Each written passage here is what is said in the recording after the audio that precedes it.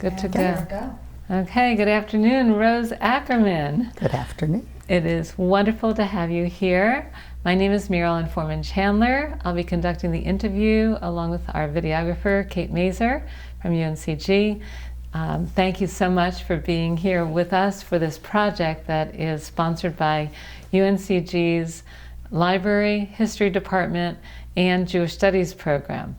So thank you and welcome, Rose. Well, thank you and welcome. Thank you. Rose, we're going to get started by asking some questions about your early years, and even before your early years, your parents and your grandparents. Where were they all from? Where did they come from? Where did they go? Tell us a brief history. So I'll start with my grandparents. On my mother's side, they came from Latvia, I believe. My grandmother's maiden name was Klaff. They did a family reunion several years ago. They had 300 people from all over the world, so we have a lot of details about them. My grandfather, much less so. My mother's maiden name was Kobre, K-O-B-R-E. She thinks it may have been Kober, it may have been something else, but as we all know, names were changed. My grandmother, whom I knew, she was the only grandparent I knew, my mother's mother, came to this country when she was about 6 years old. They landed in Baltimore, not Ellis Island, but if you ask her where she was born, she would tell you Baltimore. She was always afraid they would send her back. So she somehow made her way, I guess when she married my grandfather. In any event, they ended up in Danville, Virginia, which is where my memories are.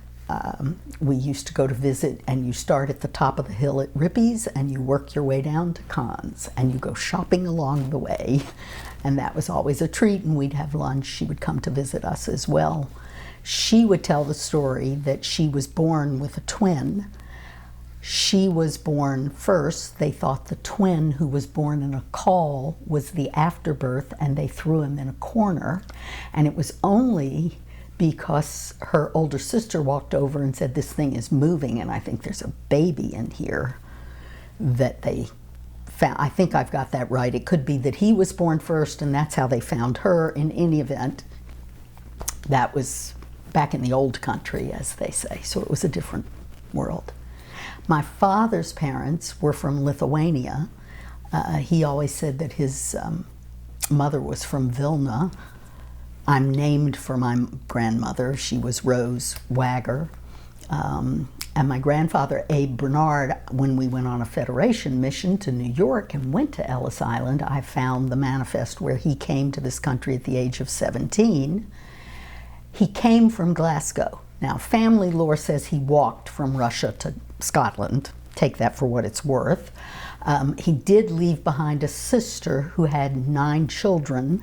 We have a lot of cousins in Glasgow. The year I studied in Paris, I spent Pesach with my Scottish cousins and had Seder with them. And we always used to laugh that we were not really Russian, we were Glaswegian, because I had a Scottish grandfather, sort of. In any event, he had 2 brothers, and they were all supposed to meet out in California. I suspect that he was a tailor, and I suspect he stopped in High Point because it was time to make more money, because none of them had any money. In any event, one of his brothers died in Texas on the way to California, and one of them got to California. Many years ago, there was a show on TV called Divorce Court, and out pops that brother's son, Saul Bernard, who was a divorce lawyer and was on TV and looked exactly like my Uncle Gilbert, because nobody really knew. They lost touch and nobody really knew, and suddenly there he was. Why we happened to be watching that day, I have no idea. In any event, my grandfather actually was married first somewhere in Virginia. I don't honestly know where.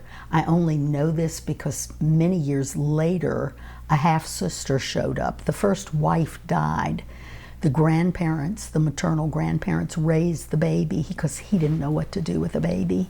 He ended up then in High Point, where he married my grandmother and had 4 more children. Aunt Gertrude was absolutely thrilled when the half-sister showed up, because she decided she was then younger, because she was no longer in the same place in the birth order, and that was a good thing. What else? So that's my grandparents. I think that pretty much takes care of all of them, I guess. My parents, so my father was born in High Point. He was the third.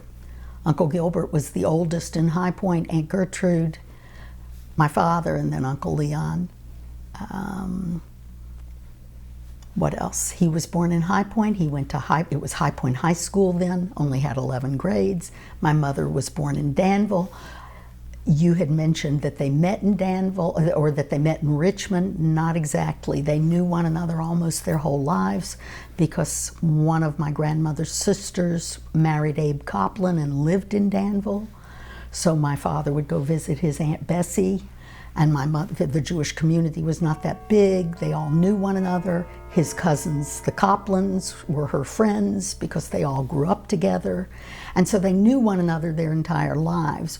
It was when she was in Richmond and he was World War II, he was stationed there, and it was Aunt Bessie who said to him, you know, Zelda Cobry's up there, you might want to go look her up.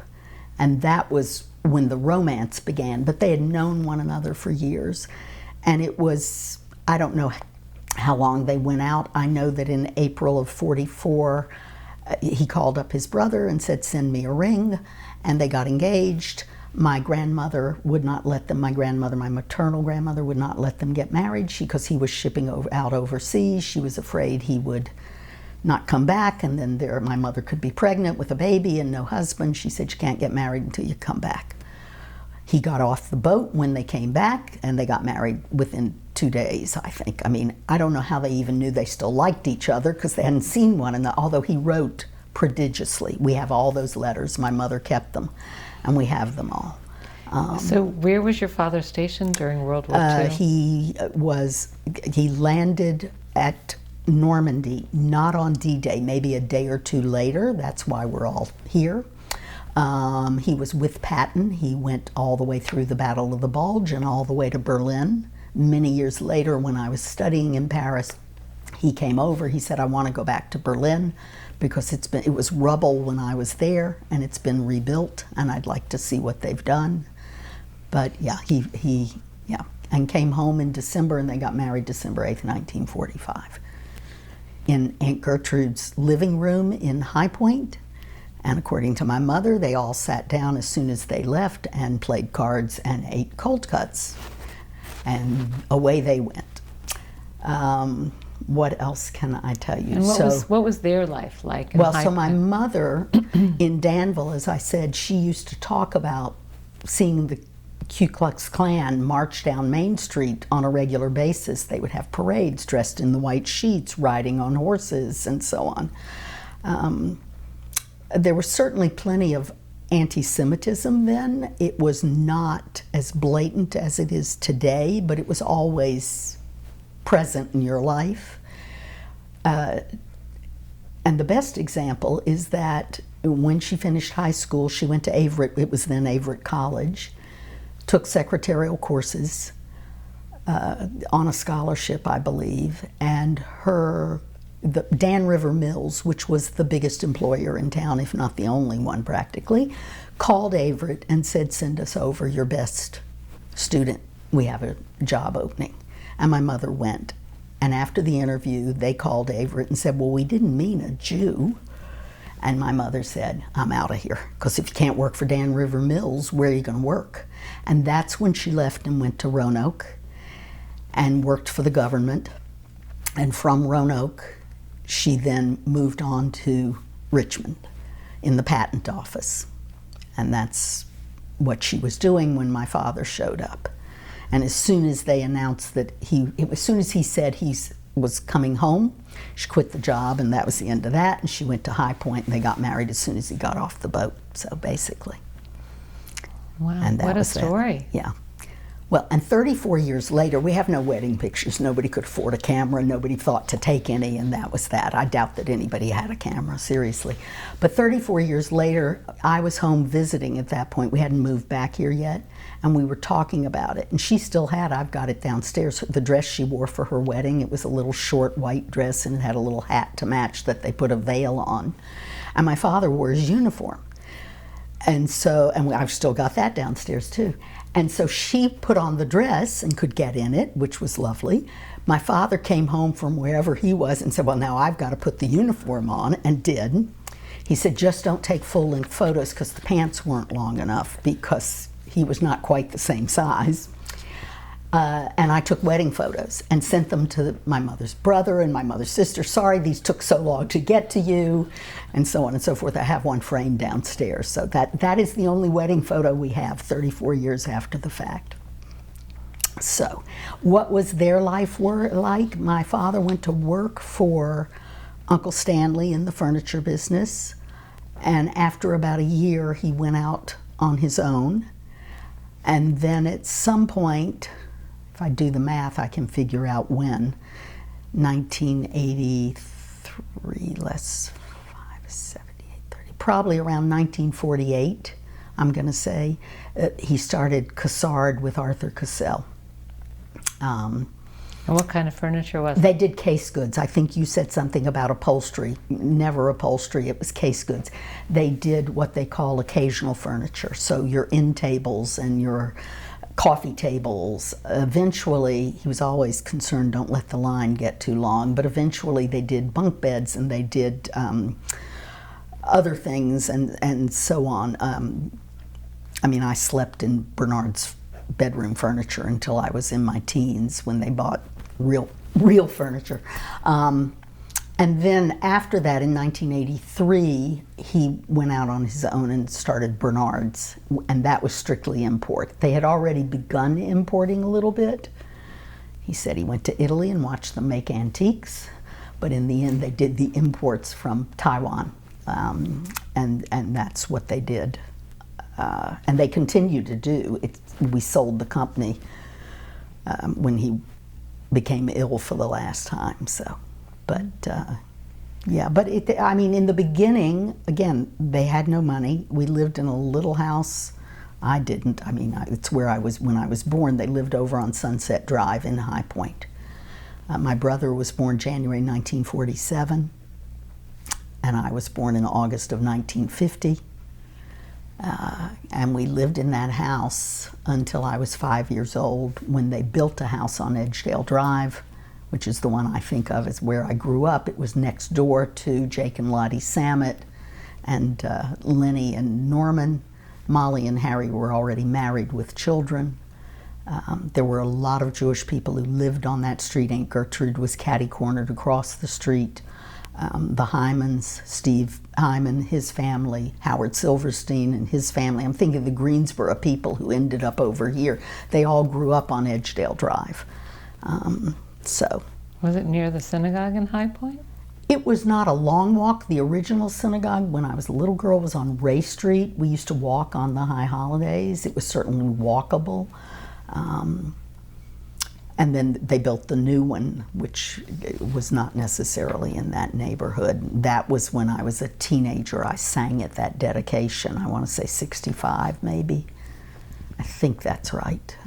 My father chaired that building committee. But again, they started the String and Splinter Club, which is named for the fact, it was like the City Club in Greensboro, but it still exists. The string was for the textile industry, and the splinter was for the furniture industry. That's why they called it the String and Splinter.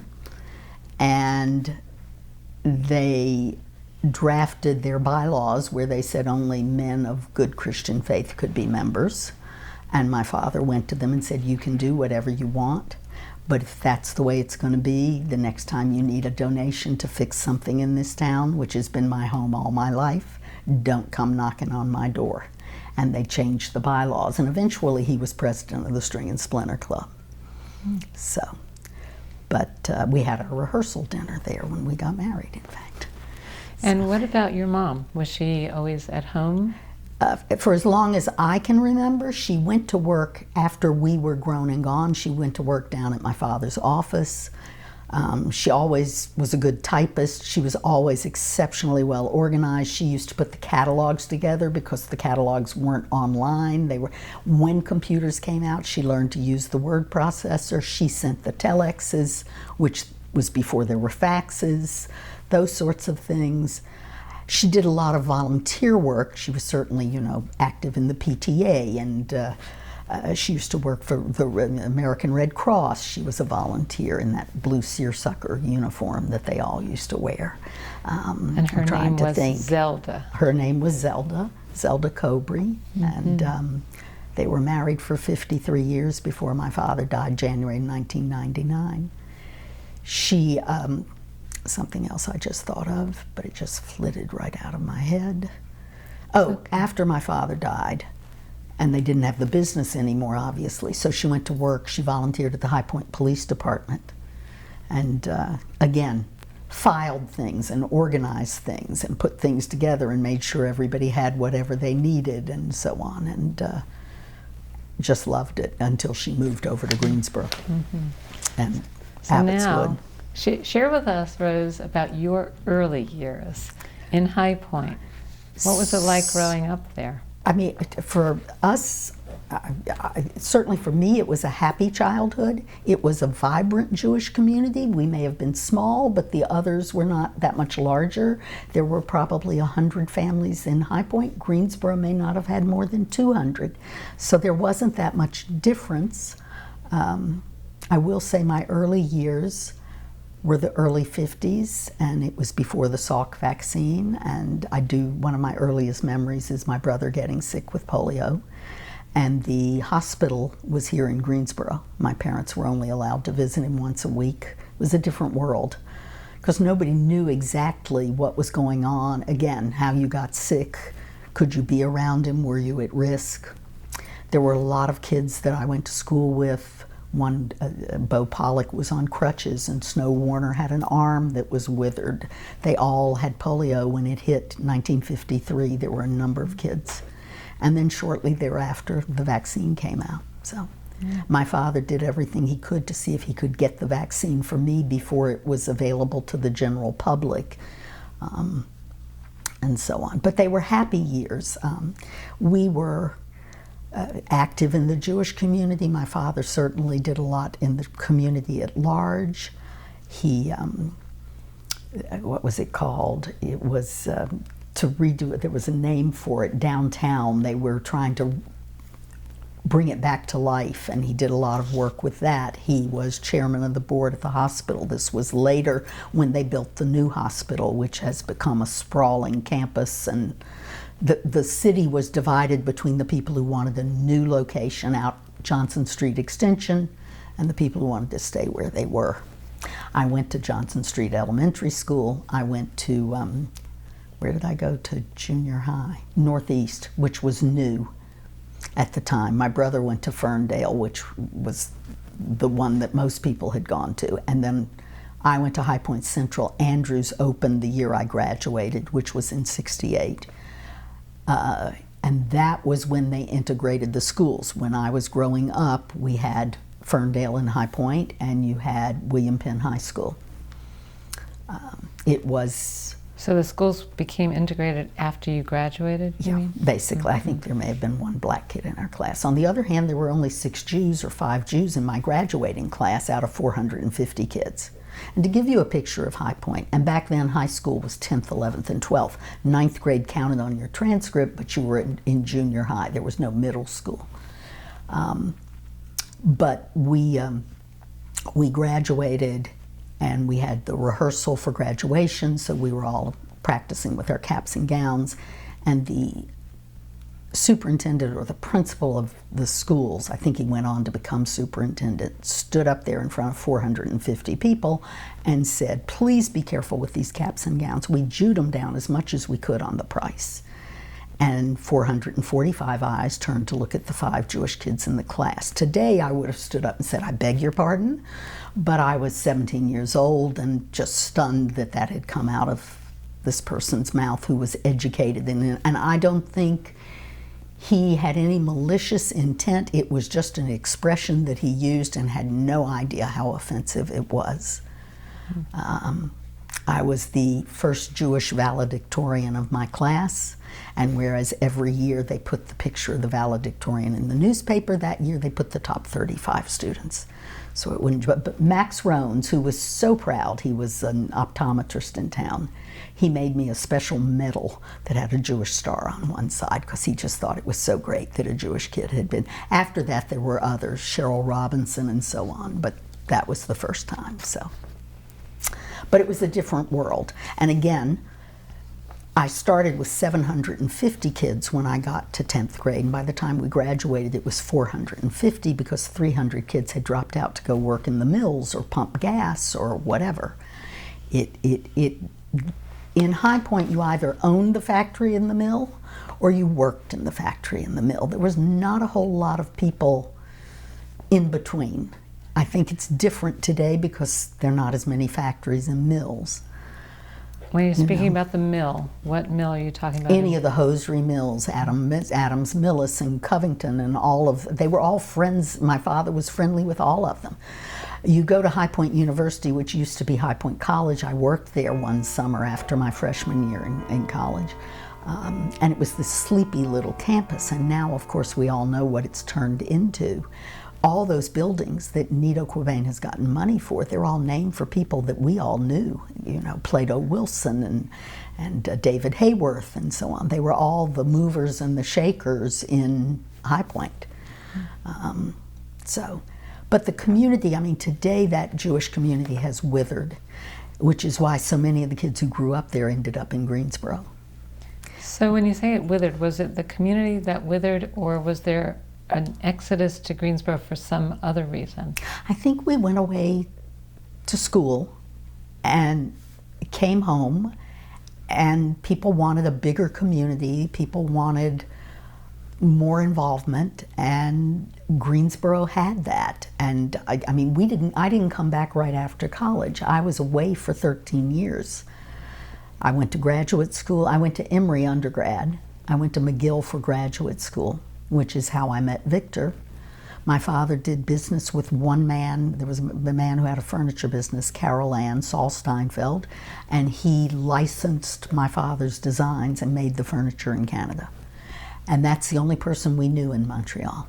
And he has a daughter, Joanne, my age, and at the time she was engaged to David Citronbaum, who was Victor's good friend in law school. And he said to Victor, because nobody was swiping then, he said to Victor, here's a name, here's a phone number, give her a call. That's how we met. It was a blind date.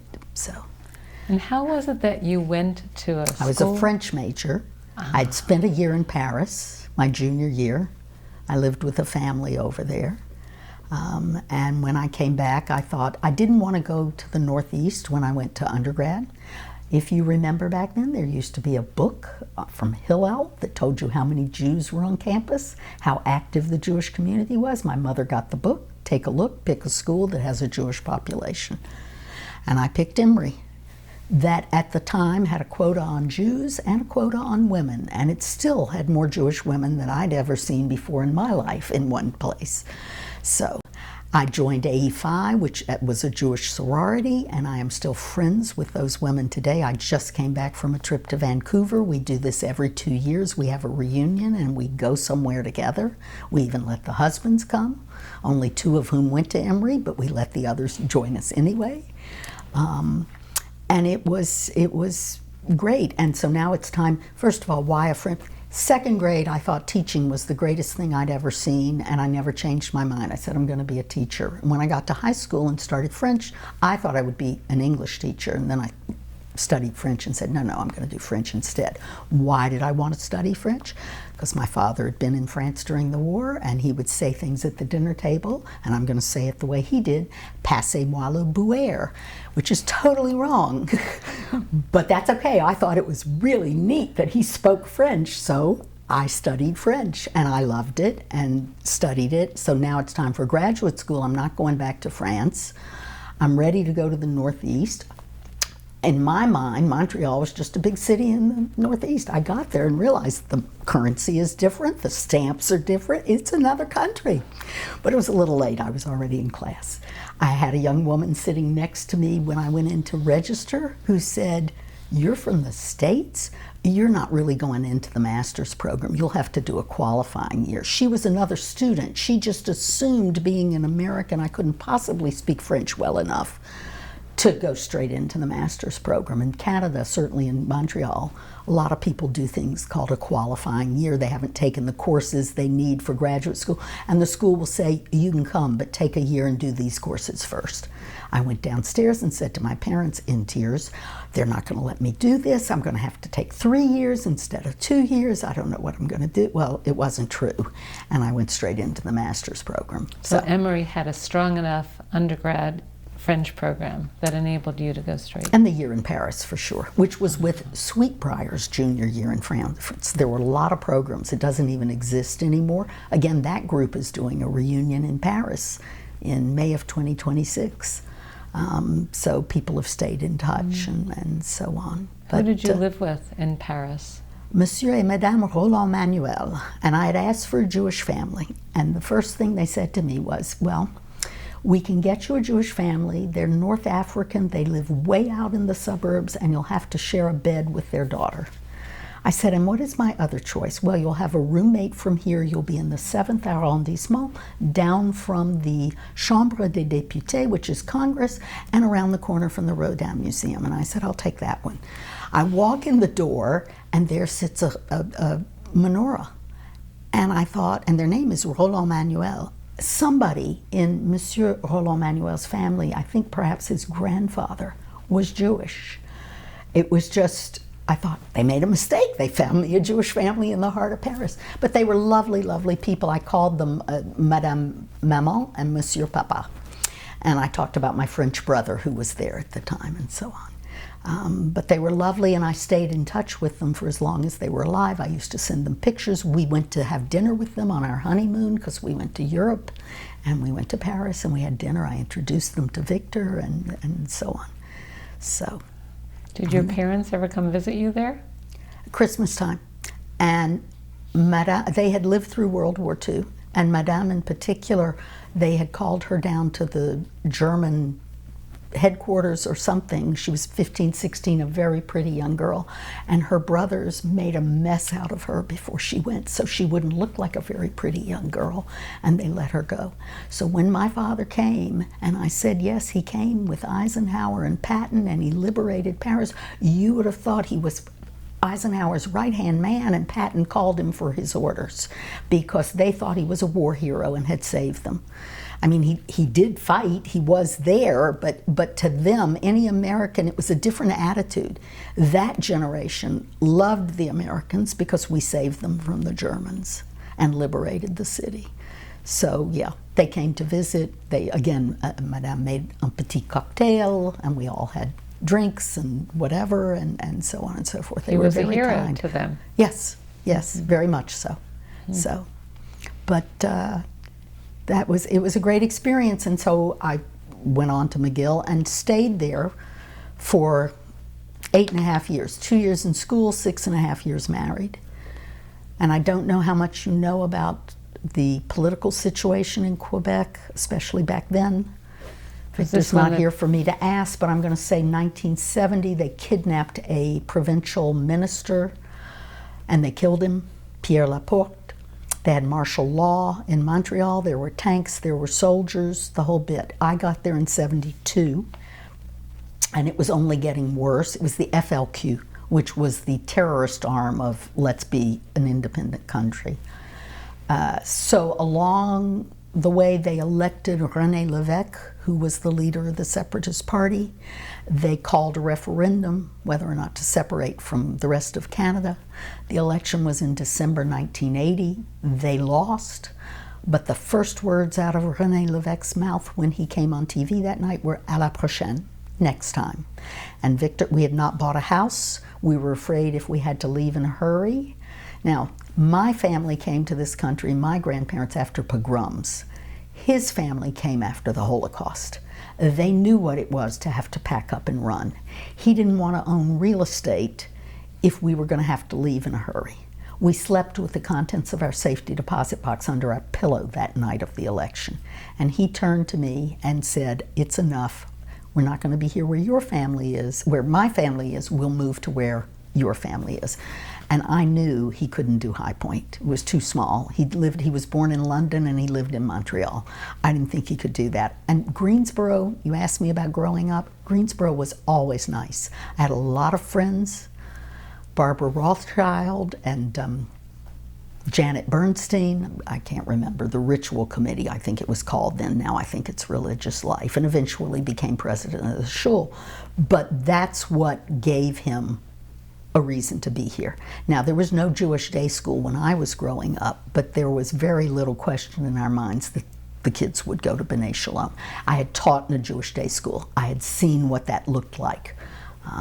And I thought that was a good thing, as did he. And the one where I taught, not only did they learn French and English and Hebrew, but because it was the Volksschule, they learned Yiddish. My closest friend up there was the Yiddish teacher, and we just had dinner with them when we were in Montreal this summer. So we are still friends. But yes, and the kids who were good, when they graduated, spoke all 4 languages. It was really quite something. Did you learn Yiddish when you were there? You know, it was a funny thing, Marilyn. You could sit in the staff room, and you might not have understood everything because everybody spoke their own language. But you would hear the name of the student and you knew what they were saying because it didn't matter. It was the same story. It didn't matter which language. Good or bad, it was the same. I understand a few words. I knew a little more when I heard it more often. I knew a little more Hebrew when I heard it more. And just because, to be polite, you wanted to learn how to say things to the teachers and vice versa and so on. But Did yes. your parents know Yiddish? My grandparents spoke it, so they heard it. They understood a few words, abyssal, which I also heard, you know. So, but now Victor understood it fluently because he heard it, a whole lot more of it. So it was a different situation.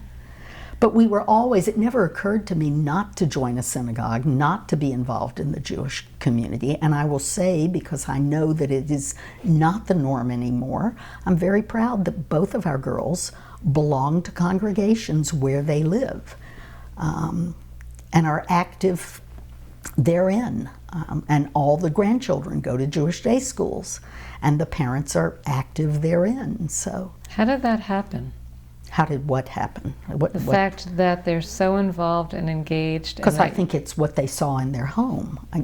Years ago at Emory, I remember they had some speaker at Hillel, and they said something about what do you think defines a Jewish home? And I remember thinking, it can be lots of things, but if you grew up in one, you know it. And if you didn't, you know that too. And I think they saw us involved when we built the Kimberly Susan Bates building, when we did that fundraising. I think they were 4 and 7. We let them hand out the programs. We let them we used to take them, they were giving tours because they'd been in that building so often. So they were involved early on. They were busy again with BBYO and BBG and active on the state level as well as locally. I don't think it would have occurred to them any more than it would have occurred to me not to be part of a Jewish community. So.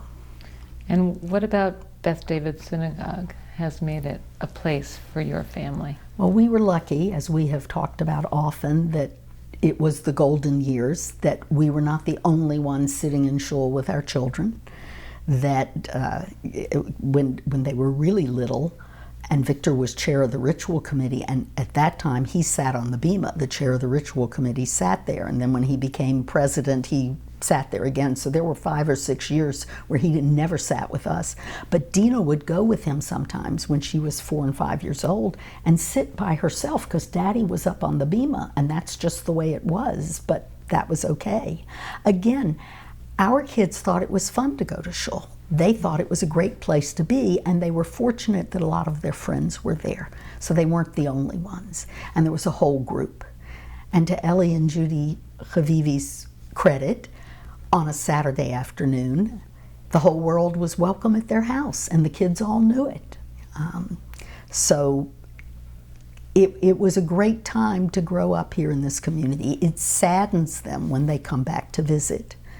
And as one of them says, it looks like an old age home in there. And the only children who are there are our grandchildren, you know. So I hope we can get that back again. That would be lovely. I know everybody's trying, so that's a good thing. But yeah. And you've also been involved in the Jewish Federation and in Chabad.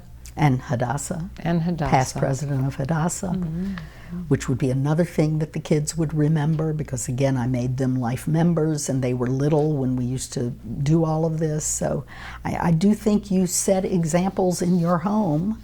You don't have to say this is what you're supposed to do, you just have to do it. Children learn by doing, and what they see, especially when they're young, makes an impression. So you hope it's a good impression. And Rose, what about Greensboro's Jewish community makes it different than other places you have lived? So one of the things I would say about that, I think anti-Semitism here was different in the sense that the founding fathers of this town were Jewish. You couldn't exclude people the same way you could in High Point, because it was the Cohns and the Benjamins and the Sternbergers, and you needed them and you needed those jobs, and you didn't want to make them angry. So it was very different here. When my father was, I think before he built the house that I grew up in, there were people who said, there's a house for sale across the street from what was then Emerywood Country Club, why don't you buy that house? And he said, why would I want to live in a house across the street from a country club? You won't let me join. So thank you, but no, I'm not going there. I don't think that was the case in Greensboro, because they were the movers and shakers in this town, the Jews, and they lived where they wanted to live and did what they wanted to do. So I think it was very different here. So it was much more accessible. I think so. I will say that even growing up, if you wanted to go shopping, if you wanted a nice meal, whatever it was, from High Point, let's go to Greensboro this afternoon. Let's go over to Tallheimer's and Myers and Belk and whatever, because the Belk here was bigger than the Belk in High Point. And the other store, we didn't have the other stores, so it was always a great place. And were you, or you and Victor, ever involved in the general community, the larger than Jewish community? We have done some things, not a lot. I will say, for example, when I was in high school, I was certainly a member of a gazillion clubs. They were not, well, there were no Jewish anything at High Point High, so it didn't matter. So I had more contact. My mother always called those people, those girls with whom I was friendly, your 4 o'clock friends, because they're great while you're in school and then you come home. And rare is the one. I had one who was a particularly good friend that I used to see. But it was very different. I used to go with Bernice Silver as a teenager. The churches were always calling the synagogue to say, could you come on Sunday night to our Sunday school class or whatever we're having, and explain Judaism. We're studying various religions. And so Bernice Silver used to go, and she used to ask me, again, I sang. For 4 years in high school, I was not sitting at high school football games. I was leading services at B'nai Israel, because Rabbi Silberman was there, and Rabbi Silberman couldn't carry a tune, and he'd say, you come do all the singing. So I did. See, all kinds of things you're learning. So I used to go with Bernice, and I had the experience of sitting in the back before they were ready for us and listening to them pray for our souls that they knew were damned because we were Jews. So it gives you a strong Jewish identity when you realize this is who you are and who you need to be, and so on. So, and tell us about the singing piece. I always liked music. I always liked singing. I had a terrible piano teacher, so I can pick out the tune and read music, but I don't play with the left hand because I quit after a year. But I had 8 years of voice lessons. 4 years in high school, Howard Coble at the Methodist Church, who was wonderful, and then 4 years in college, including in Paris. Lyric soprano, bordering on coloratura. You don't hear it anymore because I've gotten older and the allergies, and I can't hit the 3-octave range I used to have. But yes, I used to do a lot of singing. So sang at weddings, sang at one of my sorority sisters was getting married in Miami, went to the wedding. She had asked me to sing the Song of Ruth, which is such a beautiful song, and she was going over it with the rabbi, and I'm already there, and he said, "You can't sing that. That's the song of a convert. We don't want that at the wedding." And I thought, wow, Reformed congregation too. That was amazing. In any event, I sang. I had a friend who was a Cuban refugee in High Point. I think I got to sing the Lord's Prayer, which is a magnificent piece of music. I sang in the choirs, the a cappella choir at High Point High, and got to do all the descants to all the Christmas carols, knew all the words to all the Christmas carols, went down to Emory where the sororities used to go caroling, only none of them knew the words except for the Jewish girl who knew all the words. So, what was your favorite? What was your favorite to sing? Of all things? Oh, I don't know. That's hard. That's hard. I used to like the aria from Madame Butterfly. I used to like some of the Bergère from the French. I sang in lots of languages. They called me once to come and sing, I don't remember, maybe it was a Rotary Club, Kiwanis, one of those. And I was in high school, and I went, and the guy went before me. No, he went after me, excuse me. But everybody was doing all kinds of slow liturgical things. And I sang Hava Nagila, and then he got up and said, "I don't think I could follow that because nobody wants to hear the rest of this." So, but it was fun. I enjoyed it. I always loved music. So, And to this day? To this day, yes. So, What do you do for fun? now, go see the grandchildren. Nothing's more fun than that. We're getting ready to go to the beach in a couple of weeks, and the whole family will come down. That's the best. I don't know what else. What do we do for fun? We do whatever we want, which is fun because for many years when you're raising children, I used to laugh and say, you know, you think you've become an adult and now your life depends upon whether or not the 15-year-old can come babysit or you can't go do what you want to do. So it's very different. So I want to switch gears just a little bit Yeah. to talk about philanthropy and giving. Right. So how would you describe your family's philanthropic goals, and how do you determine which organizations you support? Are they only those organizations in which you're involved? Are they other organizations? And then maybe we'll also get into the Herman and Zelda Bernard Distinguished Professorship in Jewish Studies. So again, I would say we certainly had good role models. Both Victor's family was involved, as I have said, with philanthropy and supporting synagogues and supporting Jewish old age homes and other organizations in Montreal. My family was certainly involved with everything that was going on here in North Carolina and beyond. Like what? The North Carolina Association of Jewish Men, North Carolina Association of Jewish Women, North Carolina Association of Jewish Youth. There used to be 2 and 3 Jewish families in all these little cities, towns out east. There used to be a circuit riding rabbi, Reuben Kessner, who used to go to all these little towns, and if he came on Tuesday, it was Good Shabbos, because that's the day he was there. Teach the kids Hebrew, be able to have a bar mitzvah. Weldon, North Carolina, Wilson, Whiteville, all these little towns. And so that's where the North Carolina associations came from, because otherwise they had nothing. And we used to have dances, and these kids came from all over. BBYO, no one Jewish community, even Charlotte, was big enough. So if you made a dance in High Point or Greensboro, they came from Winston, they came from Durham. We all knew each other, we all invited each other, we stayed in each other's homes. So it was different. So Victor and I have done what we have been able to do. That has obviously changed over the years. We support Jewish organizations, not just the ones we are involved in, but those that we know do really good work. I mean, I can't say that I go to any events for the JDC, the Joint, but I think they do wonderful work. Who else? We support the Hillels at the schools where our children went to school, because directly or indirectly, that's how they each met their mates. Donna and Elon were co-chairs of the social committee at Hopkins at the end of their freshman year. And Dina's good friend that she met at Hillel is now married to her husband, Eitan's best friend from high school. So it was Michal and Avi who again said to Eitan, you should meet this girl named Dina. So it was another blind date, but indirectly it came through her involvement in Hillel. We support the local agencies, Federation, B'nai Shalom. We now support 2 other day schools because our kids go to Goldock Academy in New Jersey and Schechter Boston in Boston. It's actually in Newton. What else? So day school education, Hillels at the universities.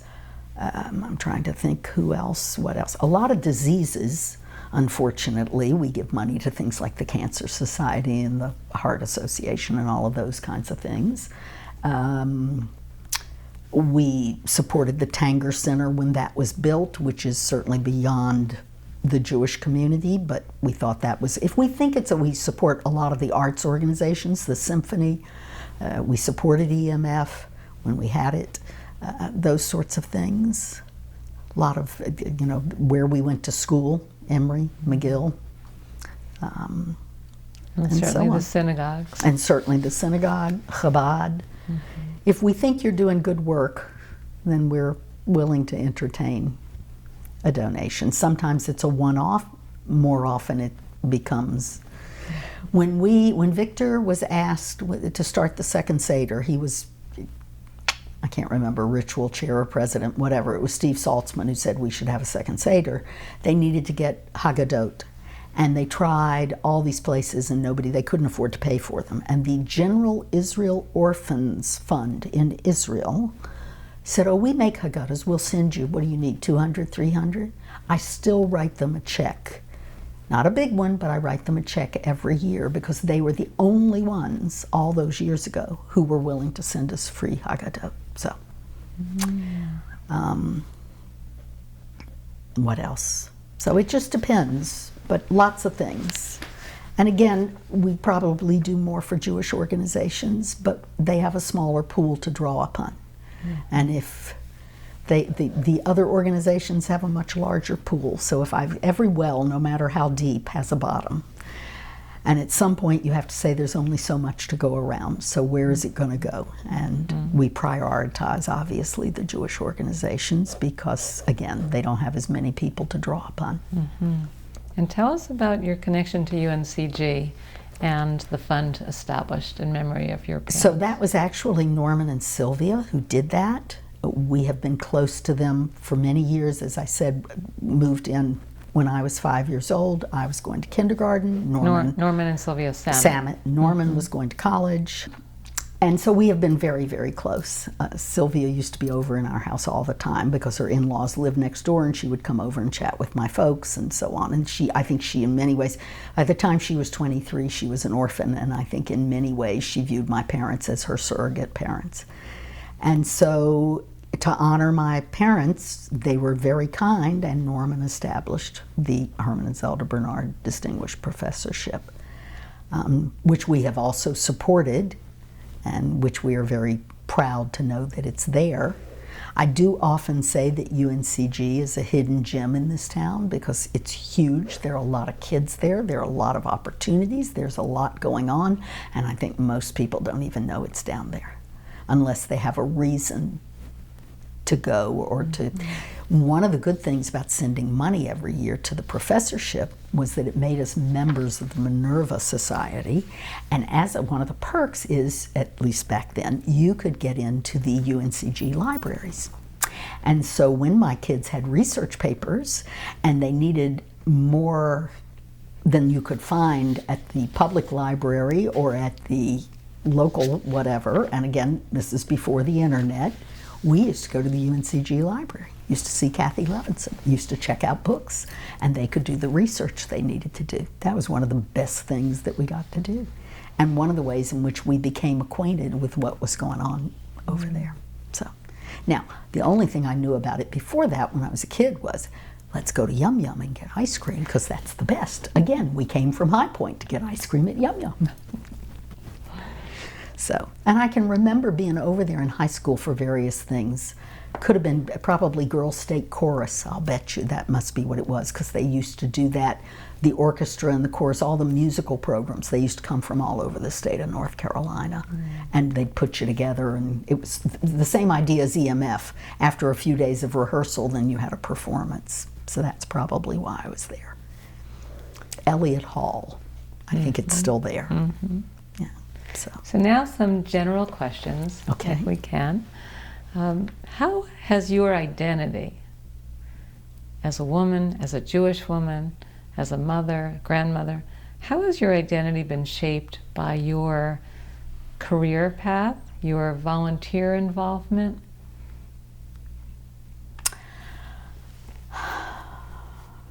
I grew up in an era where if you wanted to work, chances were you were going to either be a nurse or a teacher. There wasn't much else. It was unusual to see female lawyers, female doctors, although my college roommate is a psychiatrist, which I always tell her came from living with a crazy person like me. And I have friends who are lawyers. So that would have been the mid-70s when they were going to law school and medical school. Things were changing by then.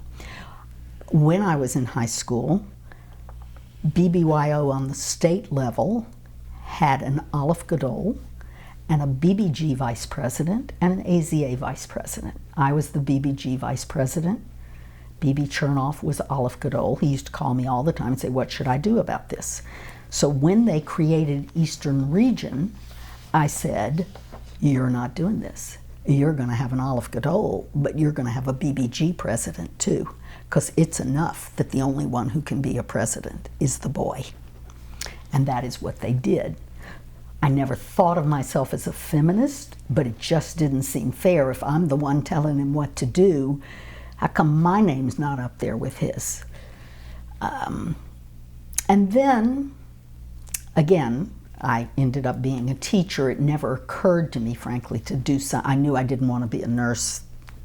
The medical side, as I always say, I'm not the child my parents sent to medical school. That just was not my thing. So, but I did work, and I came back here and I worked for a while. They're gone now. It was called Old World. It was like Amway, but they sold products all over, and they needed all the labels. Had to be in French, so they could do business in Quebec and expand into Canada. And my job was to translate everything. I worked as a translator for a while as well. I did a diploma in translation after I got the master's degree from the Université de Montréal. And I did some of that, in particular legal translation I used to do since Victor was a lawyer. So I did a lot of that. And then I stayed home and raised the kids. I was very involved in volunteer work. And believe me, running fundraising for B'nai Shalom is a small business, because you got to raise at that time $250,000. There are small businesses that don't gross that kind of money. So there was that. I do see with my daughters, both of whom are attorneys, that sometimes they have to make career choices that a man would not, because there's nobody at home to pick up the slack. And even if they're husbands, and they are both very involved and very good, it's just different. It's just different. So in that sense, I think I don't know what the solution is. Donna's husband is an anesthesiologist. When we babysat once, he said, listen, she was the one who was going to be away at trial, and he said, I'm here. If you need me, you can call. I can't do anything about it, but I'm happy to listen, because he can't just drop what he's doing in the OR and say, I'm on my way out the door. So again, they have had to make career choices where they knew they would not travel as much, where they would not be on call as much, where they could be available to do what their kids needed. And not only because they had to be available, but because they wanted to be available. They wanted to be able to go and volunteer at the schools and see the programs and so on. So I guess that's, and I understand that. And I want to get back to your identity. How has it been shaped by your work, your career, your volunteerism? I don't know that I have a good answer for that. I am involved in the Jewish community. I have done my best to be a good Jew, and that means many things to many people. To be a good person, to be a good citizen. I think I'm far more patriotic than my children, and I think that comes from being the daughter of a veteran and knowing what he fought for, and my uncles and the rest of the family. Which was what? What did he fight for, your father? I think he fought against Hitler and the Nazis. I think he fought for this country to be free, for this country to be able to give him the opportunities. He always thought High Point was God's little green acre, because he said, whatever you may think of it, it allowed me to create a business and prosper, and then be able to be philanthropic and improve the lives of the people who live here, whether it was through rehabilitating downtown or that hospital. That was the thing he was the proudest of. All of that was possible because we won that Second World War. Otherwise, we'd all be speaking German. We wouldn't be here, but the non-Jews would all be speaking German. So I think it was a big part of his life. Not that he talked about it much, but he came home. I think that the greatest generation, they didn't think everybody had to listen to them moan and groan. They just came home and got on with their lives. And that's the way it was. So I do think I have a deeper sense of caring for this country and what's happening to it and where it's going and where we're headed. And you know, my kids have a tendency to say, well, it doesn't affect my day-to-day life. And that's true. But it will eventually, and it is an overall tendency and trends and whatnot. And I think I've never not voted in an election. I've also been in countries, because I lived in Europe for a year, I have been in where they won't tell you where the synagogue is because it's hidden away because of what happened to them, or in East Berlin, because at that point there was still the Berlin Wall, where they took out, it looks like a giant tool that the dentists use with the mirror on the end, and they run it under the tour bus to see that no one's hanging onto the chassis trying to get out of East Berlin, because that's how desperate people were to get away. And I thought to myself, we just take it for granted and look at what these people would be willing to do. They didn't get to vote. They didn't get to decide one way or another. I've never missed voting in an election. Even the primaries that probably don't matter that much and 3 people go to vote in. I don't care. It is a privilege and a right, and if we don't keep voting, we won't be able to vote. So that's something that's very important to me. What else can I tell you that I can think of? Could you share a time in your life when being Jewish was particularly meaningful to you? I can't think of a time when it wasn't.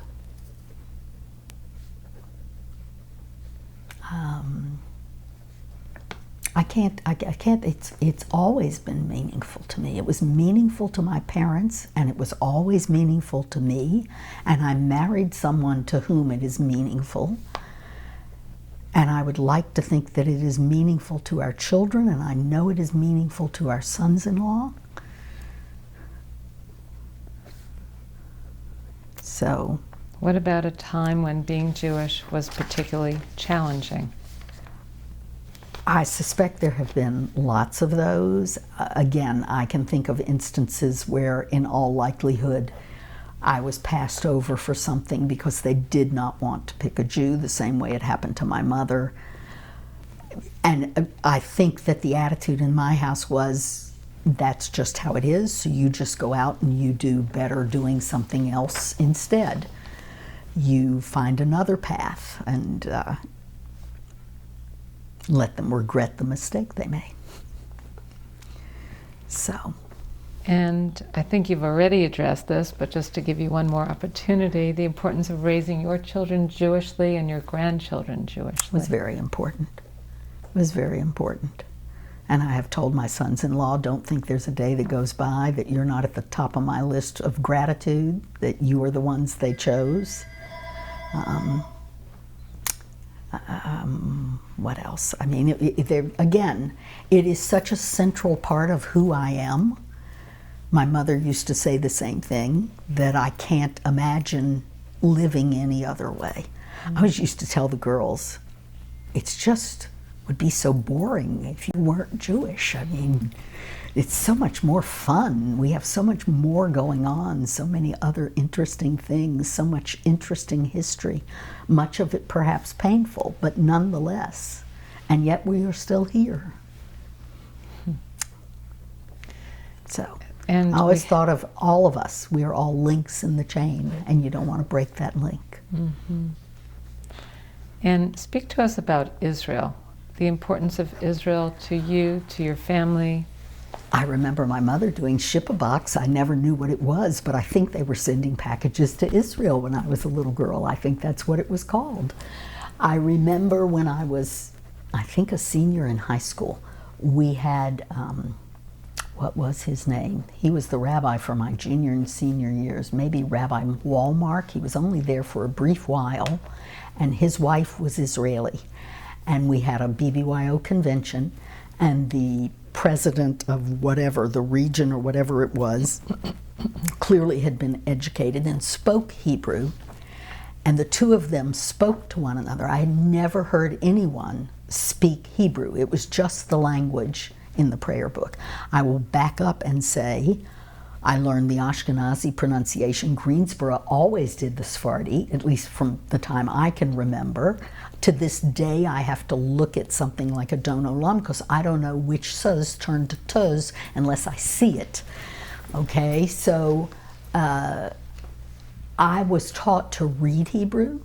I was never taught what any of it meant. Whereas my girls know what they're saying. I have no idea. But they are familiar to me, the melodies and the prayers, and they bring me comfort, even though, unless I read the translation. I mean, today I know more because I've read more about it, but I never learned it as a modern language. So the first time I heard people speak it and realized that you could do that, that was pretty cool. We have always been aware of Israel, always known how important it was. I was in France when they fought the Six-Day War, and it no sooner broke out than it was over. What else? The kids, I mean, we were supposed to go to Israel on our honeymoon. We were supposed to go to Europe and Israel. We were gone for 6 weeks. That was our wedding present from my parents. And Ma'alot, the massacre, happened 3 weeks before we got married. And we were afraid. We could have gone. Now I know that. Now I understand. But at the time we were afraid. We went to Switzerland and then we went to the rest of the European trip. And it took us 24 years to get there. But we did get there. Victor has family there, as I say, quite a bit, even more now. When was your first trip? So when would that have been? We got married in 74. That was 98, because we were married 24 years. And then the girls went when they were in 8th grade at B'nai Shalom.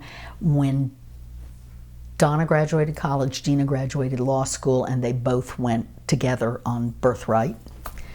So that was another trip. So, and I will say that the Jewish day schools where their kids go have not stopped, did not stop sending the kids to Israel, despite what's going on over there. In Boston and in New Jersey. Mm-hmm. Mm-hmm. And Elon's family in particular, because they're from the Middle East, have a lot of ties to Israel. Mm-hmm. In fact, his sister was there when the war with Iran broke out, and she took a sailboat to Cyprus because there were no planes to get home eventually. So, yeah. Rose, how has your life been shaped by your relationships and our friendships?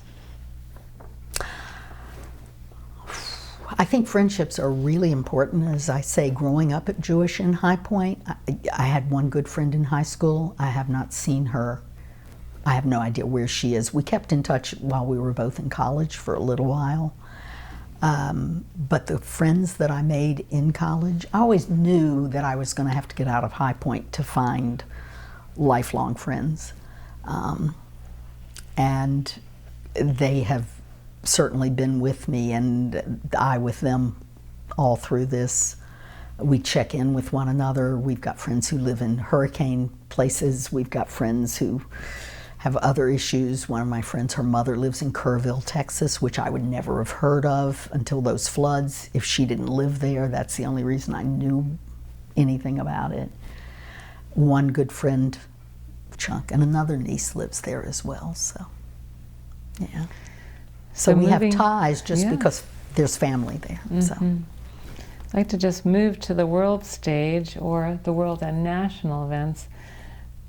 Are there any world and national events that have significantly influenced your life? And if so, how? Well, again, I'm very sensitive to the fact that my father fought in that war, and that was certainly a world event. And certainly living in France, I took a class at, I can't remember its real name. It's called Sciences Po. It's the École d'études, de hautes études de politique, whatever it is. It's political science, and it's the institute for the study thereof. And I remember the final exam is oral, and you have 10 minutes to prepare and 20 minutes to speak, which is excellent training, and you have to organize your thoughts. And my question was the Polish question between the two wars. The perspective of Europeans towards that war and towards their life is very different, because it was on their ground. We were an ocean away. So that's very different. And then I lived in Canada, and they have different perspectives and viewpoints. And again, studying, one of the reasons I think everybody should study a foreign language, you have to learn that your opinion and your viewpoint is not the only one. There are other ways to look at this world, and they are not necessarily wrong. They may even be better. But you need to think about that fact. You can't just think of yourself and whatever I think is the only way the world should be. So studying foreign languages, living in foreign countries, I think has had, and again, traveling when I was in Europe into other countries, seeing what a communist country looks like firsthand. It is not a pretty life. The people in West Berlin, it was a Sunday, I think, and their bright colors and people, it was the spring, they were sitting out in cafes, they were laughing, there was music, and you cross through Checkpoint Charlie, and the other side is gray. And if there were people out walking, their heads are down, and they just want to get where they're going in a hurry. Nobody's having a good time. You talk about fun, nobody's having fun. But I will tell you that when you went through, I have a picture downstairs, when you went through Checkpoint Charlie, there were billboards up that said throughout human history, people have fought for the right to be free. And they gave examples like Gandhi and Martin Luther King. And one of the examples was Woolworth in Greensboro, North Carolina, which was amazing to see halfway around the world. So, you know. And we imported from Taiwan. We had a Chinese agent. Victor went to Taiwan. My father went to Taiwan. Christina came here. Christina and her husband, whom we call Chinese Victor, because his name was also Victor. So, to distinguish between them. And they have a different perspective, and they live life differently. So again, I think it's really important to understand that there are lots of ways to achieve the same purpose. The main thing is to be going after something that's good and right and just and fair. And at the end of the day, Rose, what gives meaning to life? Well, I would have to say first and foremost, those children and grandchildren. And you want to leave them a legacy. I am proud of the legacy my parents left for me, and I want them to be proud of the legacy that we leave for them. So. And I think that's one of the things you learn along the way, is what's important and what's not. We all like beautiful things and pretty clothes and good trips, but you can have all of that. Just keep everybody well, and the rest will take care of itself. So those are our formal questions, but is there anything else that you would like to add to the interview that we haven't asked you about, or that is important to you? I think we covered it. I think we've talked about everything I can think of, all the little anecdotes, and so on. So I appreciate your coming and doing this. Absolutely. I will say you made it easy, and I'm a big fan of easy. So And Rose, UNCG has a special collection, Greensboro Jewish History. Okay. So if there's any memorabilia, anything that you would either like to loan or donate to that special collection, it can either be digitized and returned to you, or it can be received. Good to know. So you can think about that and let us know if there's Okay. anything that. I will bear that in mind. Great. And thank you. This has been lovely and wonderful spending Well, time with It's you. always nice to be with you, and I appreciate getting to know Kate a little bit. Thanks. So.